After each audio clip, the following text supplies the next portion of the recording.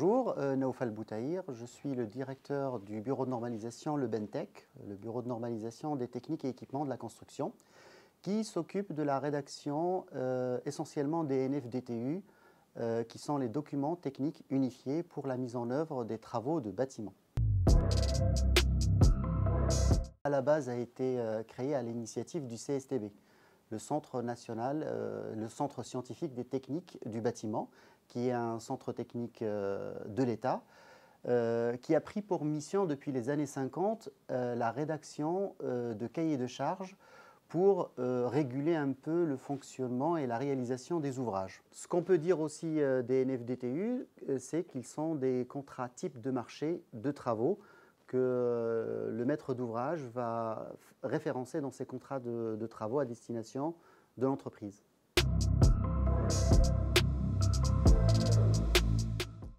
Alors, on parle de NFDTU tout simplement parce que ces documents sont transformés depuis les années 90 en normes françaises et elles ont ce logo, normes françaises, et qui sont gérées par l'Association française de normalisation, l'AFNOR.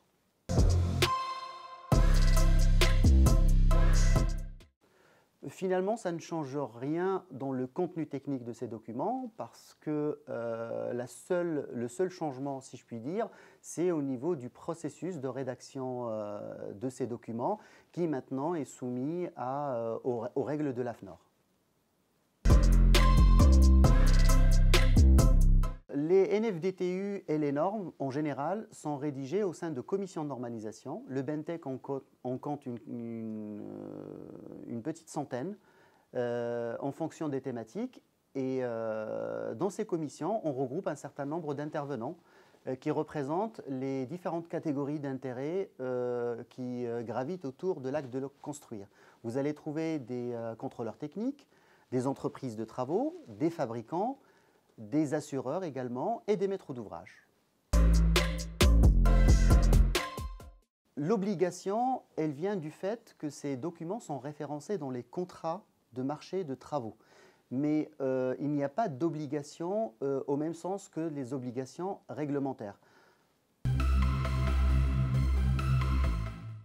Alors, on peut identifier deux risques. Le premier, il est contractuel, parce que le DTU étant une pièce contractuelle du marché de travaux, le non-respect de ce DTU fait que l'entreprise ne respecte pas son contrat et peut l'amener à des litiges avec son client.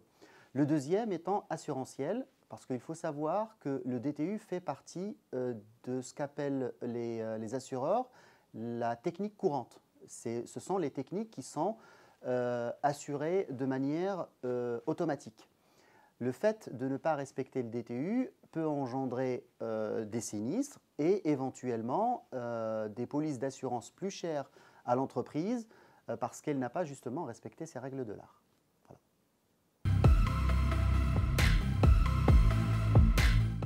Ça reste quand même un document de référence sur lequel on peut s'appuyer en cas de litige pour vérifier en effet si on a respecté les règles de l'art qui sont connues et répandues sur le territoire français. Les NFDTU sont des documents payants parce qu'elles sont soumis aux droits d'auteur, rédigés par l'AFNOR. Donc il y a deux façons de les trouver, soit sur la boutique de l'AFNOR, soit sur la boutique du CSTB sur Internet. Toutes les entreprises qui sont qualifiées Qualibat ont la possibilité d'avoir les DTU gratuitement. Le DTU 6031, il va décrire l'ensemble des étapes selon les règles de l'art pour la réalisation en bonne et due forme d'une canalisation. Donc il va commencer par demander à ce qu'on chaffrine la canalisation, ensuite qu'on puisse faire le marquage, la dépolir, la dégraisser et ensuite passer à l'étape du collage et de l'emboîtement.